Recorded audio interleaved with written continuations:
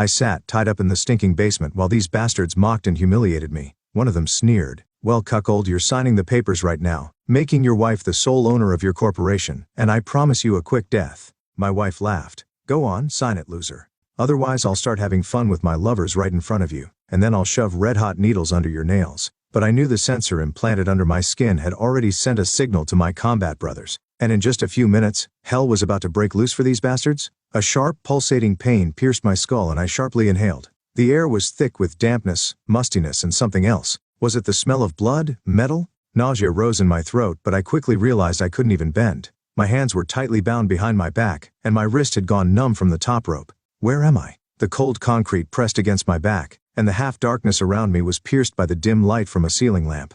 A basement? Had I been knocked out? What the hell? The door creaked open and people stepped inside. The first tall, with graying temples but strong and self-assured. The second, stocky, with a predatory grin and a broken nose. The third, young, almost a boy, but his gaze carried something especially vile. "Oh, our Cuckold finally woke up," said the gray-haired one, leaning closer. He reeked of cigarettes and whiskey. "What?" I rasped, struggling to lift my head. The stocky one laughed loudly and kicked me in the chest. Air was forcefully expelled from my lungs. "Now you're going to sign all the papers transferring corporate rights to your wife for the whole business," the gray-haired man continued, calmly pulling folded papers from his pocket. I gritted my teeth. "Or else, oh, otherwise you'll be fish food. But before that, we'll let you watch how your dear wife is fun with us," sneered the young one, wiping his lips as if already savoring her taste. My body went cold, blood froze in my veins. "Laura, where is she? Does she know what's going on, or did she organize this herself? No, it can't be." I clenched my fists, feeling the ropes digging into my skin. "Why are you silent, Cuckold?" The stocky one raised his leg for another kick. The door creaked again, and she entered the basement. Laura, but this was no longer my wife. Not the woman with whom I had spent years, raised children, shared joys and struggles. No, the woman before me was a completely different Laura, without masks, without lies, without fake love. She was wearing a leather role-play outfit, a black corset, stockings, high heels. Her red lips stretched into a smile as she twirled a thin, long needle in her hands, savoring the moment. "Well, my useless husband," she purred, leaning closer. "Have you signed the papers, or should I remind you what pain feels like?" I silently stared at her, unable to believe. She leaned closer, her lips almost touching my ear. "You're no longer at war, bastard. Here, things are different. Here, we are in charge, and you're just trash." Behind her, her friends laughed. The stocky one licked his lips. The young one squinted, and the gray-haired man just watched with a cold smile. "Looks like we'll have to do this the nice way." Laura took the needle and ran it across my cheek, leaving a barely noticeable scratch, or the bad way. "I'll stick this needle under your nail, and you'll sign everything." I looked into her eyes. There wasn't a shred of regret. I had been betrayed. I had been sold. But if they think I'll just give up like that, I was born in an ordinary family, far from wealth, but full of warmth. My father was a history teacher, strict but fair, with an amazing storytelling ability. His lessons could outshine any film. My mother worked at the local library, loved books, and believed that good always triumphs over evil. My childhood was humble. We lived in a small house built by my grandfather on the outskirts of the city. There were few toys, but I never complained. The forest behind our house was my kingdom and my friends, loyal companions in every adventure. From an early age I understood that nothing in this world comes easily. My father always said, "Life is a battle. Remember, son, if you don't fight, you've already lost before the game even starts." Those words were etched into my memory forever. School came easily to me. I wasn't an honor student, but I worked hard, especially enjoying physical education and literature. In high school I got into martial arts, spending my evenings in the gym instead of partying. But the most important thing was that I realized early on that I wanted more. I didn't want to languish in a provincial town, leading a dull existence. I dreamed of money, power, and real work. When it was time to choose my path, I didn't hesitate. The army. It was the only way to make something of myself, earn capital, and become someone. I signed the contract. I was only 20 when I signed it. Young, full of ambition, I didn't fully understand what awaited me. First came the training, exhausting drills, marches with full gear over rough terrain, shooting until sunset, hand-to-hand combat, survival in extreme conditions. All this not only toughened the body, but broke down the old you and built a new one. The one who doesn't give up, doesn't complain, and isn't afraid. I quickly mastered everything taught at the training camp, but I knew it wasn't enough. A regular soldier just follows orders, but if you want to be a leader, you need to know and be able to do more than everyone else. When we were sent on our first deployment to a combat zone, I saw real war, not exercises, not tactics on maps, but a real slaughter where every step could be your last. We came under fire during the One Stone Week. Our platoon commander was wounded, and I was one of those who had to pull the guys out. That's when I realized you can't wait for orders. You can't rely on someone to fix the situation. You have to act. I took command. We got out losing 1 but saving 5. That was the first time I felt what it meant to be a commander, to take responsibility for others' lives. From that moment, I grew. Every operation became a test, but I passed them. I learned to see the threat, anticipate the enemy's moves, and make decisions instantly. I became a predator in this world where only the strongest survive. When I got my first real assignment as a group commander, I knew I needed soldiers like me. Not just any soldiers, but brothers in arms. I gathered the best, those who had gone through hell and hadn't broken, those who were ready to die for a friend, for the team. From the start, I set the rule. We're not just soldiers, we're family. If someone falls, we pull them out.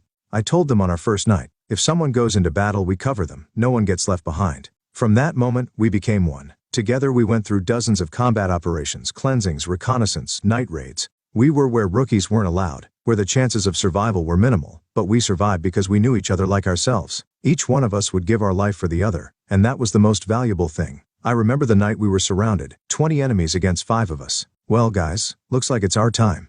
Grant, my best sniper, smirked. Only if you miss. I snorted, racking the bolt. We survived because we were united. Each of us knew that in civilian life we had no one but each other. And I knew as long as they were with me, I was invincible. It was supposed to be a routine mission. We worked as a unified whole, each knowing their role. But in a combat zone, you can't predict everything. We entered a small village that, according to intelligence, was empty. But as soon as we crossed the main street, the first shots rang out.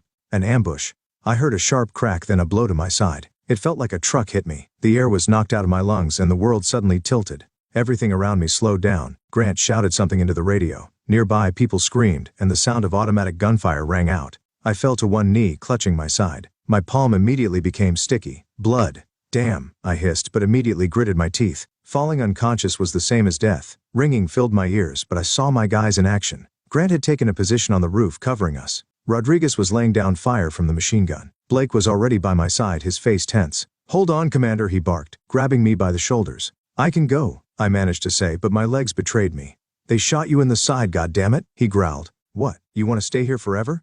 I knew there was no point in arguing. "Grant, cover us, we're moving out," Rodriguez shouted. Bullets whizzed overhead, and shells exploded just a few meters away, but they didn't leave me behind. They pulled me, dragged me, covered me. I saw Blake intercept the bullet meant for me at the last moment. He winced but kept dragging me along. The pain intensified and my vision blurred. The last thing I remember is Grant's face, twisted in fury. "Hold on, brother, you're not dying." And then came the darkness. I woke up to the awful smell of antiseptic and a sharp pain in my side.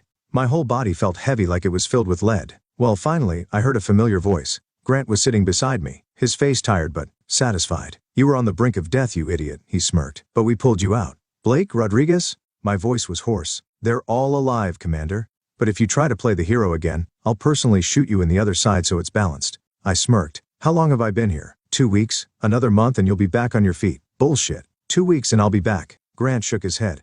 "You stubborn bastard." But I knew I couldn't stay on the sidelines. I was their commander, and a commander always comes back. The hospital walls pressed down on me more than any prison. I wasn't the kind of person who was used to inaction. My whole body craved movement, but every time I tried to sit up or move faster than I should, the wound in my side responded with sharp pain, reminding me that I wasn't made of iron. "They told you not to move," Blake muttered as he walked by. It was fine, though his shoulders still hurt.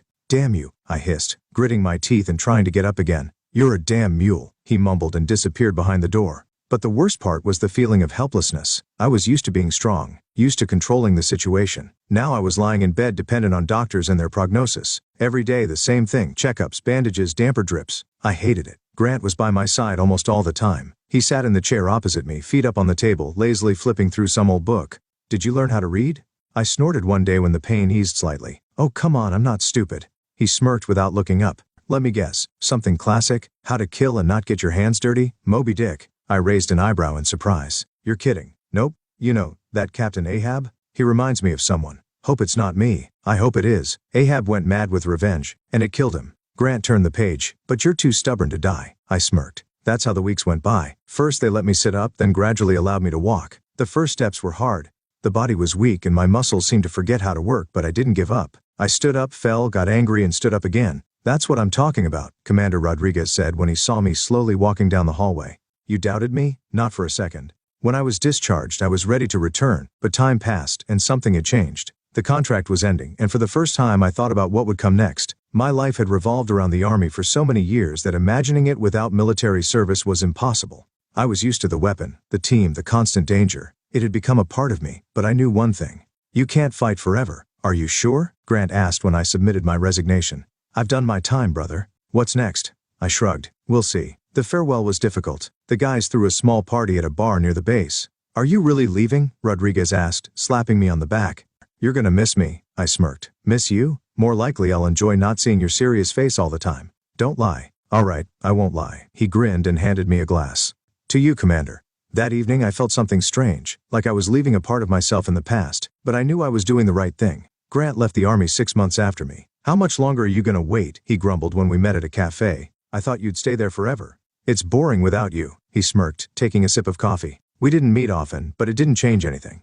We became more than just battle comrades, we became brothers. Grant turned out to be just like me. He couldn't sit idle. We discussed what to do next. "Listen, you always wanted your own business, right?" he said one day. "Yeah, but I need startup capital. I've got some connections. We can give it a try." And that's how a new chapter began. We were no longer soldiers, but we were still fighters. When I left the Army, I had options. Either join a private military company and go back to a world where blood and gunpowder were part of the job, or start everything from scratch. I chose the second. Since childhood I had respected people who built things. My grandfather was a carpenter, and my father, though a teacher, often helped friends with repairs. I had always admired how something could grow from nothing, a house, a bridge, a whole city. So I enrolled in a construction academy. To say it was hard is an understatement. After service, where everything was about strength and speed, sitting in classrooms, memorizing materials and studying engineering calculations was a new challenge, but I never gave up. For the 1 stone 6 months, I studied during the day and worked in the evenings, first as a laborer on a construction site, then as a helper foreman. I didn't just want to know the theory. I wanted to see how everything worked in practice, but I couldn't sit idle for long. Grant couldn't either. "I've been thinking," he said one night over drinks. "We know how to solve problems. Why don't we make money from it?"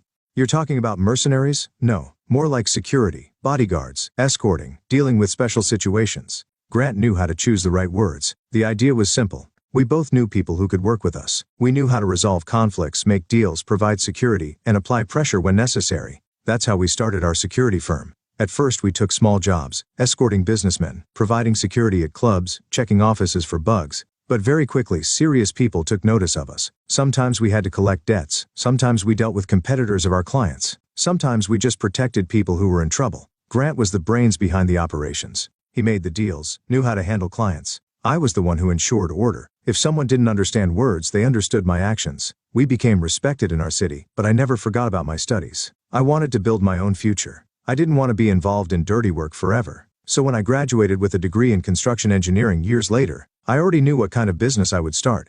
Grant and I were standing on the roof of one of the buildings we were guarding. "That's it, brother," I said, looking out at the city panorama. "I'm going into construction."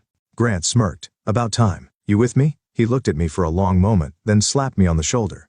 Of course, that's how my journey into real business began, but I didn't know that this business would be the one to bring my life to ruins. When I finally started my construction company, I knew the first thing I needed to take care of was security. I understood the world too well. Big money attracts fraud, corruption, and pressure from competitors. Grant knew this just as well. That's why his security firm became an integral part of my business. "You do realize that now you're like meat to sharks, right?" he said, sitting in my new office, lazily sipping coffee. "That's exactly why you're here," I answered, looking out the window at the construction site where workers were building my first residential complex.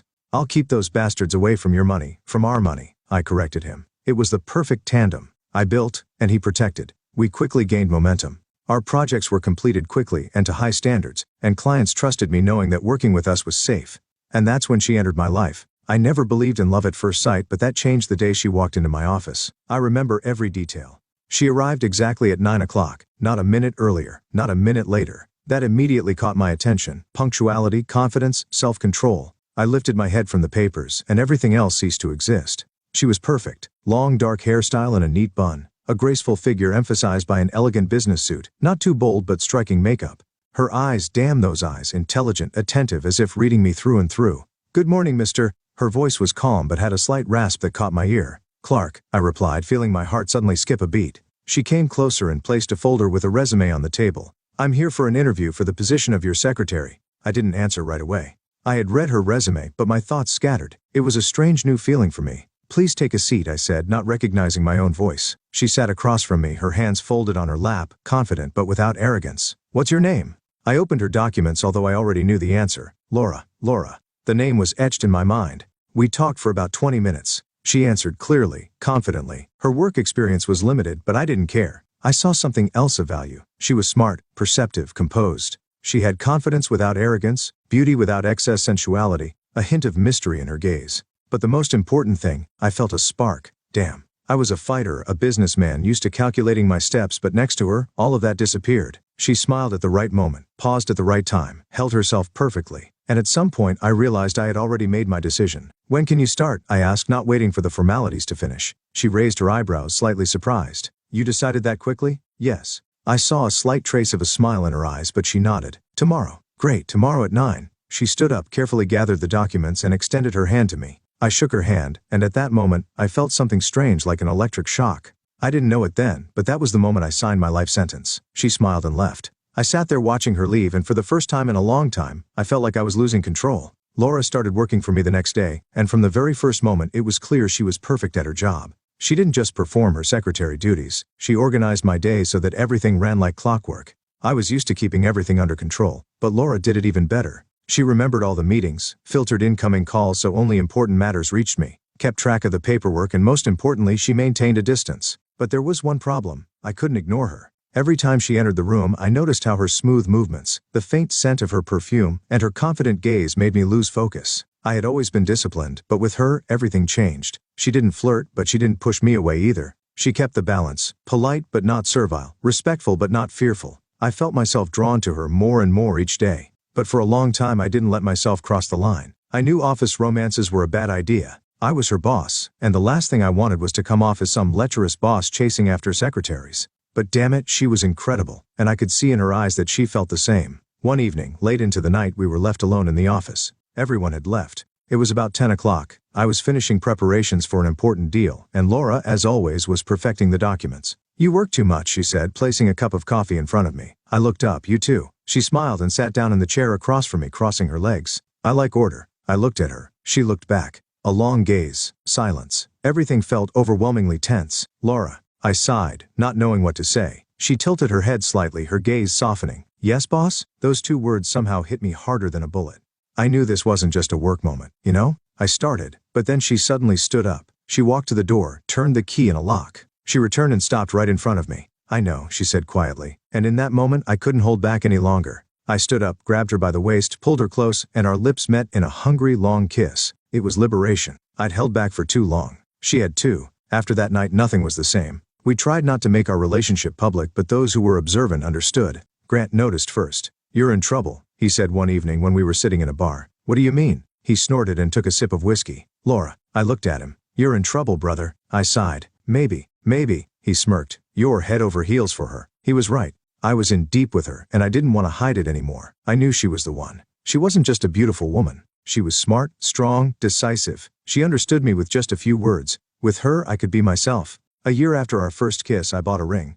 I chose a classic, elegant one without any extra flair, just like her. I planned a romantic dinner, but at the last moment, I changed everything. I realized it wasn't about the grand gesture, the restaurant, or the candles. I wanted to do it simply and sincerely. We were sitting at my place watching some movie. I suddenly turned off the TV, turned to her, pulled out the box and opened it. She froze. Her eyes widened. I didn't say any long speeches. I just looked at her and waited for an answer. And then she smiled, but there were tears glistening in her eyes. "Yes," she whispered. I hugged her. And for the first time in our lives we felt that only happiness lay ahead, but I still didn't know what kind of hell this love would become. After the wedding, life seemed to fall into a perfect rhythm. My construction business was flourishing.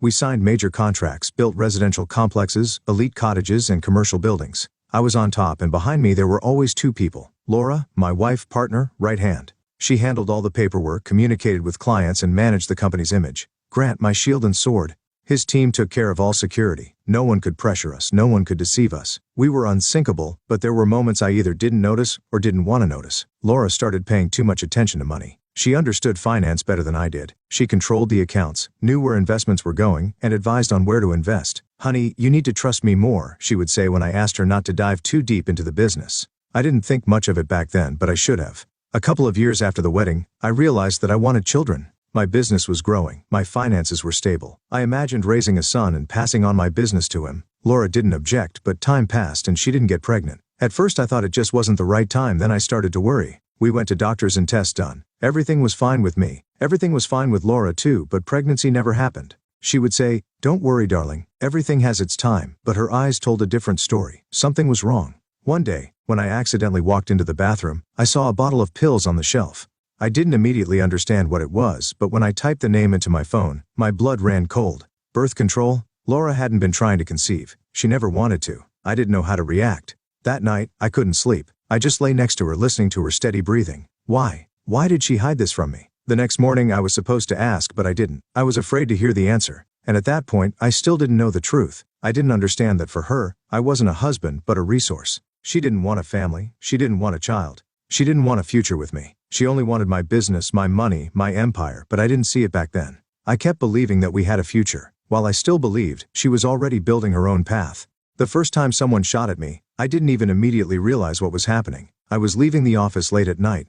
Grant was with me. His men were standing at the exit. Everything was as usual, and suddenly a sharp bang.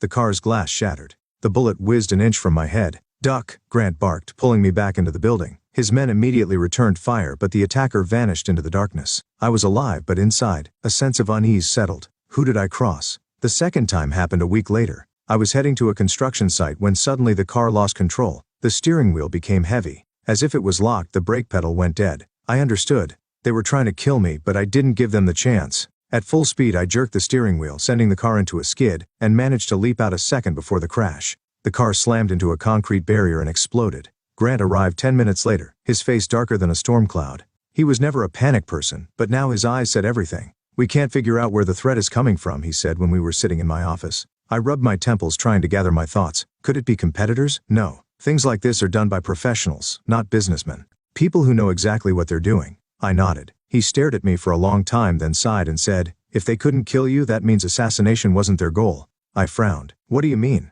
Grant leaned in closer, his voice ice cold. "That means they have other plans for you." Inside I felt a chill. "What plans?" "I don't know yet, but we'll find those bastards. We just need time." The alarm button. Under the skin, Grant was always a step ahead. He knew that if the threat wasn't eliminated, I was still in danger. "For peace of mind, I'll give you something."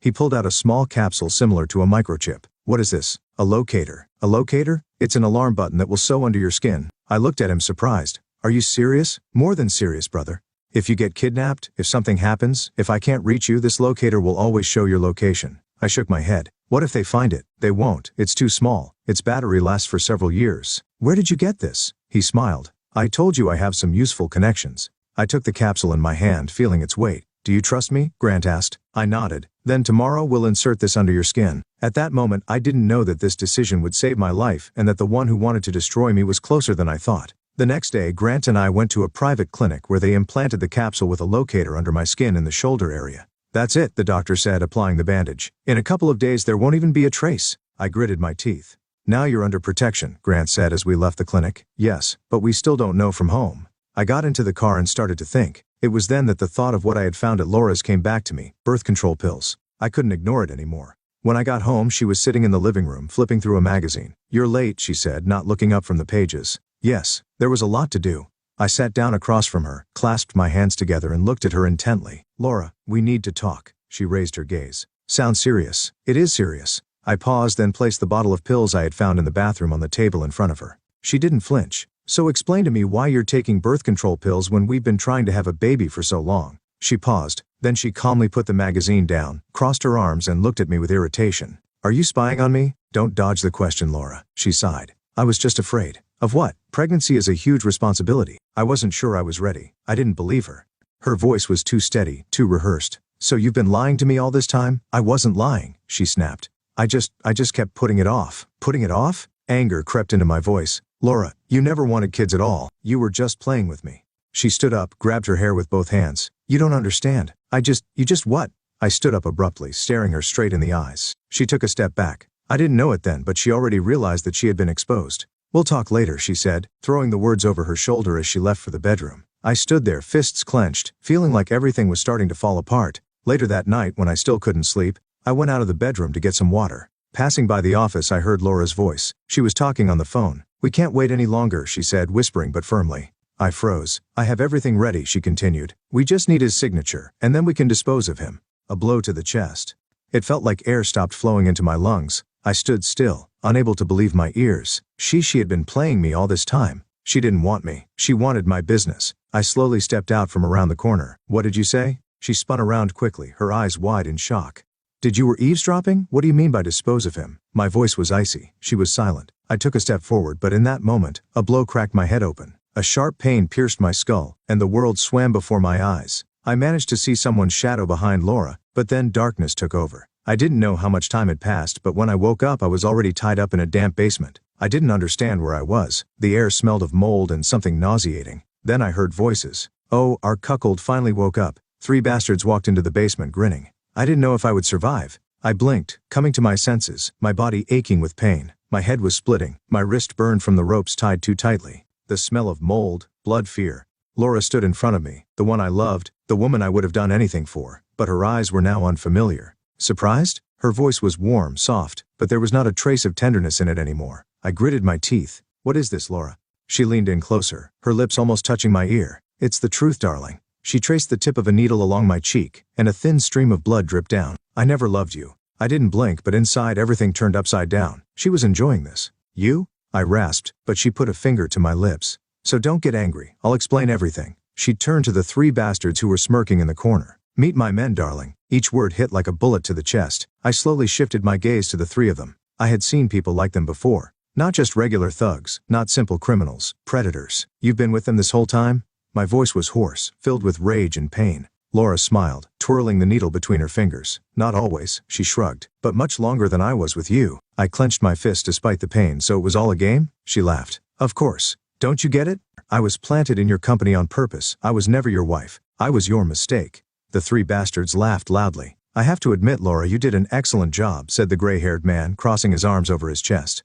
I always see things through to the end, she replied, keeping her predatory gaze fixed on me. I could feel the rage burning me from the inside, but I couldn't do anything. I didn't know what hurt more, the fact that she betrayed me, or that she never loved me at all. Then one of the bastards stepped forward, stocky with a disgusting smirk. You know, Commander, he said with fake sympathy, I almost feel sorry for you. I remained silent. You spent so many years building your business, your life, and for what? He sneered. Just so your dear wife could sleep with us behind your back. I felt myself shaking with rage, but Laura only turned to him smoothly, her fingers gliding over his shoulder.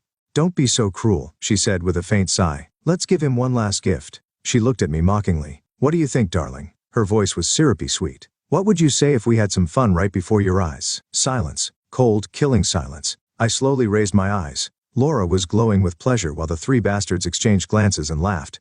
I've been wanting to see how this would go for a long time, the younger one smirked. Blood rushed to my head. I would have killed them all. I would have torn them apart, but I was tied up and they knew it. They were reveling in my helplessness. I watched as those bastards started groping Laura, touching her, yanking her hair, grabbing her waist, and she didn't resist. On the contrary, she smiled. See how life works, Cuckold? The stocky one sneered, pulling her closer. Another one ran his hand along her thigh while she giggled softly as if this were all just a fun little game. I could barely breathe from rage. My eyes burned. My fists clenched so tightly that the ropes cut into my skin. You sign the papers. The gray-haired man continued, tossing a folder in front of me. And we'll arrange it so you accidentally drown in the lake. He leaned in closer, grinning. Or maybe you'll get depressed and shoot yourself. The bastards laughed, exchanging glances. I must admit, Laura, your man is tough. The young one smirked, running his finger across her collarbone. Even now he's silent. He thinks he has a choice. The second one laughed. The gray-haired man brought a pen to me. I advise you to make decisions quickly. He paused, then slowly, with sadistic pleasure, added, then your death won't be too painful. I saw 3 bastards in front of me, enjoying the moment. And her, the woman who betrayed me, the woman I loved, the woman I would have killed right now if I had the chance. But they didn't know one thing.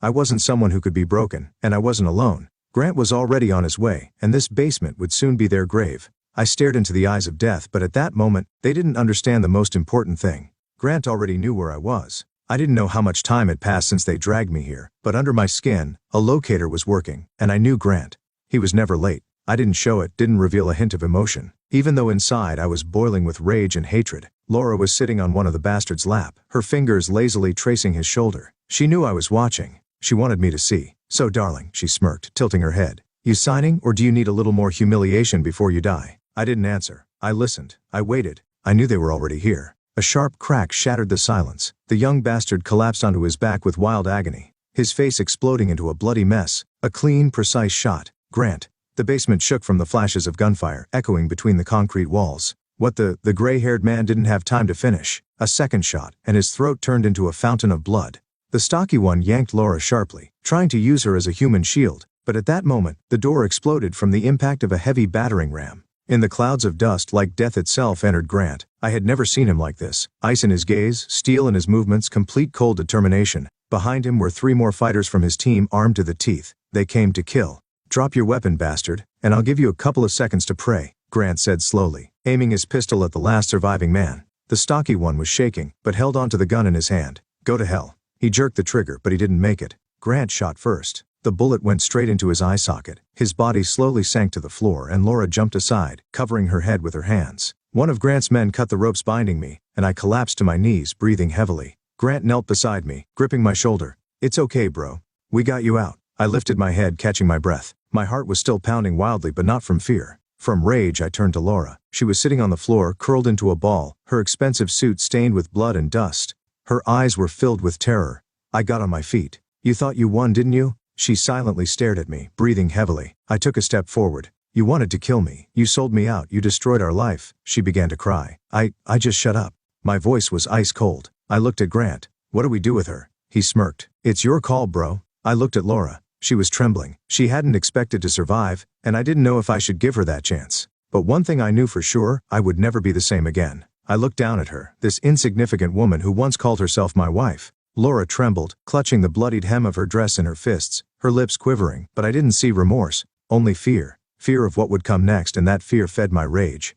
I took a step forward, staring her straight in the eyes. "This bitch was never my wife," I said coldly, feeling the anger fill every word. "She just used me as a cash cow." Laura sobbed, but I didn't stop. She had fun with these bastards. She planned to kill me. So why should I show mercy to her? I turned to Grant, who was watching me with a crooked smirk, waiting for my decision. "Now you guys can take her. Have fun with her as much as you want." Laura lifted her head, her eyes wide with terror. "No, you can't." I ignored her pleas. "Then put her in the cheapest motel. Make her work as a prostitute who doesn't use protection," she screamed. "No, please, you can't." I leaned in closer, looking straight into her tear-filled eyes. "How do you like this punishment, Laura?" She sniffled, her body trembling with small shakes, but I didn't care.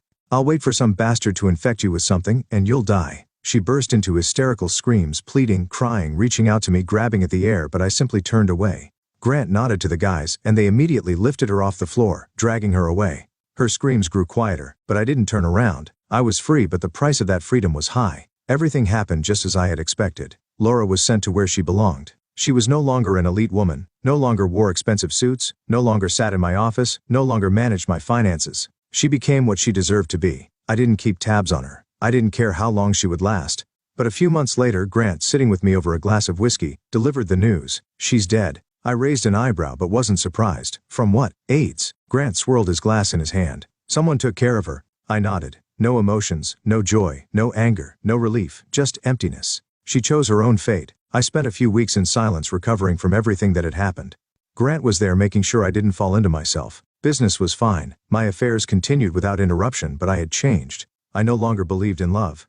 I no longer believed in people's honesty. I became tougher, colder, stronger, but I survived, and that was the most important thing. I closed the chapter of my life tied to betrayal and opened a new one where no one would ever dare put me on my knees again. "What now?" Grant asked, taking a drag from a cigarette. I took a sip of whiskey, looked at the city lights and said, "Now I build an empire." Time passed, and my life began to stabilize. Grant was always there, but now the rest of the guys from my team joined us. Blake, Rodriguez, Kyle, they had quit the army because they no longer wanted to fight for other people's interests. Now we worked together. I built the empire, and Grant and his people kept it fully protected. We became not just business partners but a real family. But something inside me still remained empty. I never wanted to tie my life to a woman again. I couldn't trust, and I thought it would always be that way. But time changes people. My father and mother wouldn't leave me alone. "Son, we need grandchildren," my father would say at family dinners. "You can't be alone your whole life," my mother would sigh. "The past is in the past. You need to find a good girl." I listened to them but didn't respond. I no longer believed in women, but the idea of having an heir, it took root in my mind. One day, on an ordinary day, I made a decision. I went to an orphanage. No fanfare, no preparaston. I just wanted to see the children, and that's when I found him. He was sitting in the corner, quiet, withdrawn. He was about 5 years old. I looked into his eyes, dark, deep, full of something I knew all too well. He wasn't the type to run to every adult in search of love. He was just like me, and I understood. He was my son. I adopted him without a second thought. I gave him my last name, my home, my future, but I knew I needed help. So I hired a nanny. I wasn't looking for love, but I was looking for someone who could take care of him when I was busy. And that's when a woman entered my life but that's another story.